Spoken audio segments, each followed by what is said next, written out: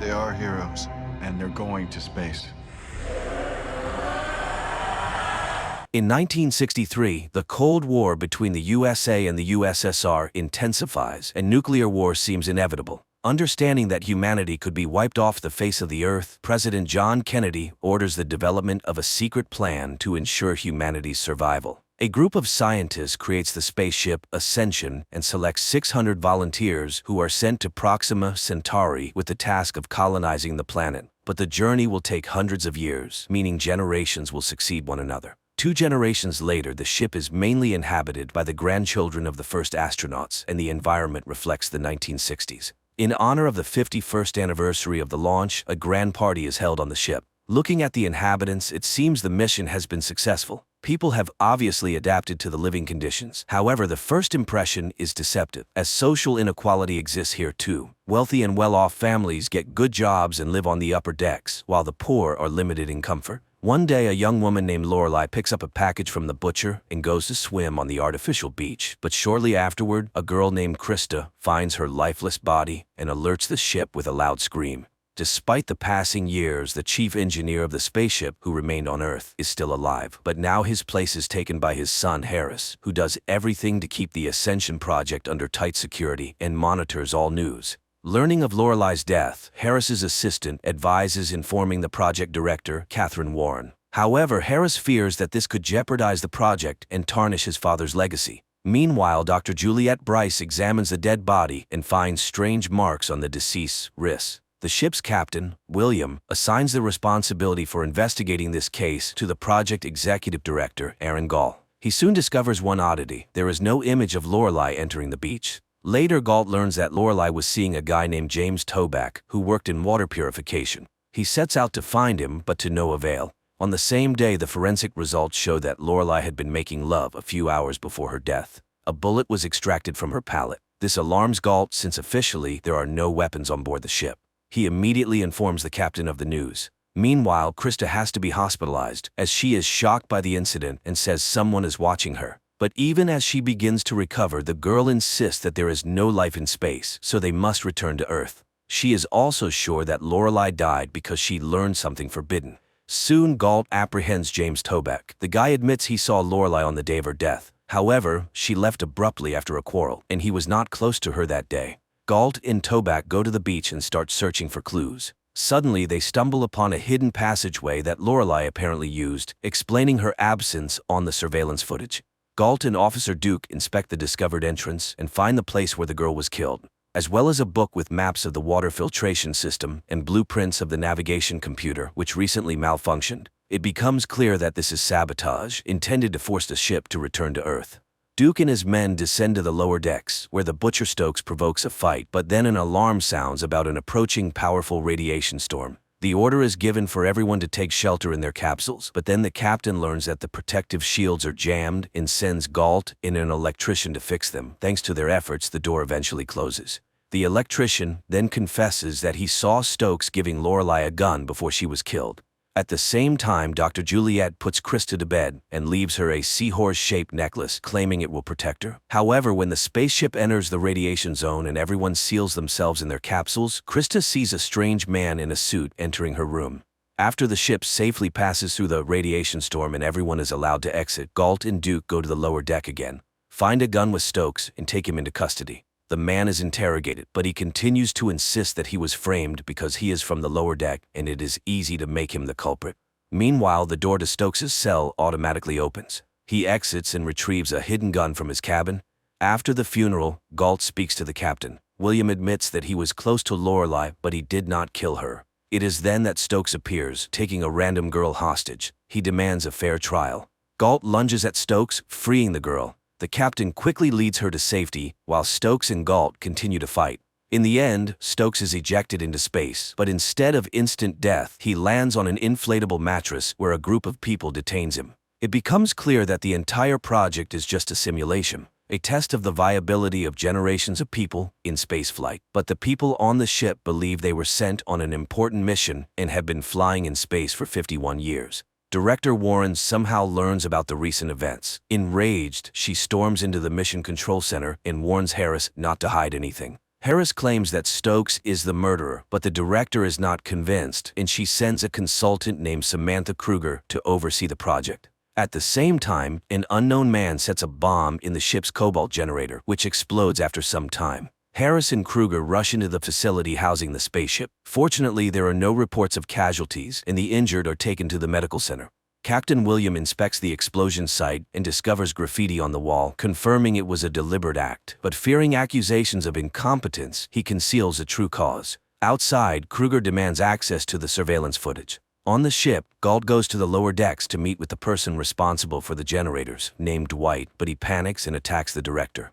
Regaining consciousness, Galt continues the investigation and learns that the explosion that killed his parents 20 years ago was similar to the recent one. He hypothesizes that Dwight was likely involved in Lorelai's murder because Stokes didn't know how to use a gun, therefore he couldn't have killed the girl. Harris and his assistant learn that the other side of the deck is no longer airtight, and the team inside can hear sounds from outside. This creates a risk of exposure. Galt finds Dwight and a fight ensues, during which Dwight somehow manages to escape and start a bomb timer. Alarmed, Harris orders everyone to leave the area immediately. Fortunately, Galt manages to defuse the bomb, but Dwight dies. Kruger blames Harris for this, but he argues the goal of the project is to determine human capabilities. However, later Harris gives Dr. Juliet's necklace to his wife, indicating that he was the one who broke into Krista's room and stole the necklace. At the same time, Kruger begins her own investigation and discovers that several scientists involved in the Ascension project were found dead or went missing in the 1960s.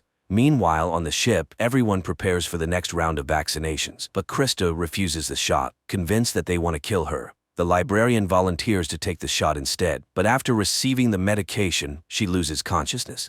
Kruger demands an explanation, but Harris insists that these are routine immunizations and is concerned for the girl who didn't get the shot. He orders the medicine to be added to milk, but Krista figures out his plan and pours it out. Kruger meets with Eva, the author of a website tracking the fates of 1960s scientists. Eva claims the government used the project as a cover to abduct children for participation. Later, an unknown man pursues Krista and tries to forcibly vaccinate her, but he injures himself and stains the girl's dress with his blood, allowing her to escape. Galt takes her to Dr. Juliet and convinces her to get the shot. While preparing, Krista tells Dr. Robert Bryce about visions she's had lately. These include falling from a twin tower, a war in the desert, and tragedies in the ocean. She also claims to have seen Dr. Bryce in the maintenance tunnel where Lorelai was killed. The doctor becomes enraged, gags her, and administers the shot. Harris and his assistant, who saw this, are shocked that Krista described events that actually happened on Earth. Dr. Bryce finds a blood sample match from Krista's dress with his wife's student, Mesmer. However, the boy is found dead in his cabin. Kruger concludes that Harris has an accomplice on the ship who is causing disturbances and radiation storms. On the ship, the day of the lottery arrives, allowing the winning couple to have a child. Since population numbers must be strictly maintained, a new person can only appear after someone's death. And now 3 people have died. Soon the names are announced. Among the winners are Officer Duke and his wife. Krista notices a woman outside her cabin and follows her, but suddenly she realizes it's the ghost of Lorelai. At that moment, someone starts playing a video showing her tryst with Captain William. Everyone in the room laughs while Krista starts screaming uncontrollably. Harris observes this and notices that the girl began reacting even before the video played, as if she could see the future. He is amazed. His father predicted this phenomenon in 3 generations and called it morphic resonance. Kruger steals the keys to Stokes' cell, later presenting a report sharply criticizing Harris, prompting Director Warren to come to the project. While Kruger sneaks into Stokes' cell, he attacks her and takes her hostage, and there he learns the truth about the Ascension project. This shocks Stokes, leading to a mental breakdown. However, Kruger persuades him that they must escape before they are noticed and killed. She is willing to help him because the entire project is unethical. As they step outside, Stokes cries, but Kruger urges him to pull himself together. A guard approaches them, and they team up to neutralize him. In the process, Kruger gets injured. Stokes goes to the nearest store to buy medical supplies. They then go to a motel together. Warren and Harris learn about the escape and call security from the company TC, which turns out to have funded the project.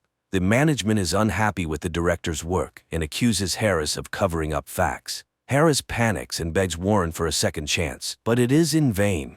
On the ship, Duke learns that Galt has started investigating his wife, suspecting her of killing Lorelai. He loses his temper and confronts Galt. At the same time, Krista has another vision. She foresees a violent fight between Duke and Galt and runs to the beach. Anxious, she unintentionally uses telekinesis. However, she loses control of her power and shuts down all the ship's electricity. Warren blames Harris for the incident and orders her henchmen to get rid of him. Terrified, Harris talks about morphic resonance. It turns out that Warren has long awaited this result. They rush to the control center and learn that all the ship's systems shut down due to a power surge, but the artificial stars still shine. Harris's father embedded the starlights in the ship's nuclear reactor to ensure the illusion's eternity. Harris suggests using the nuclear reactor to restore the system's functionality. Meanwhile, Toback receives a weak TV signal and informs Dr. Bryce. However, the latter sends the guy away under a flimsy pretext, then turns off the screen. It becomes clear that he is Harris's accomplice. Kruger meets with Eva and explains everything to her. She plans to flee abroad and seek asylum before exposing the project's deceit. Eva tries to dissuade her, and Kruger realizes that the journalist also works for the TC company. Eva confesses everything and shoots Kruger. Stokes manages to escape. The oxygen on the ship begins to run out. Captain William and Galt go to the lower decks to activate the carbon dioxide scrubbers and declare a radiation storm for the others to conserve oxygen. Harris concludes that the chances of getting the ship back to working condition are extremely low, so Warren decides to extract Krista before she suffocates. William and Galt realize the scrubbers are beyond repair, so they decide to clean the air manually. Krista senses someone coming to take her. Dr. Bryce confirms this, and when Krista accuses him of killing Lorelei, he confesses. The woman learned about the fake mission, and he couldn't allow the exposure. Galt and William successfully distribute lithium dioxide throughout the ship using large fans, restoring oxygen levels. At that moment, Warren's envoy arrives, and Dr. Bryce tries to stop him, but the brute easily brushes him aside and grabs Krista. Galt sees Lorelei's ghost, who leads him to Krista. It turns out he has also developed resonance. Galt attacks the thug. Krista uses her power again, making the opponents dissolve into thin air. Seeing all this, Warren panics and tries to contact the envoy by radio. She moves closer to the ship, and Harris takes advantage of the moment to push her down, killing her. Galt finds himself on an unknown planet. The idea is generally good, especially for fans of detective fiction, and one can't help but wonder, what if Earth is the same kind of spaceship, and all the people on the planet are participants in an experiment?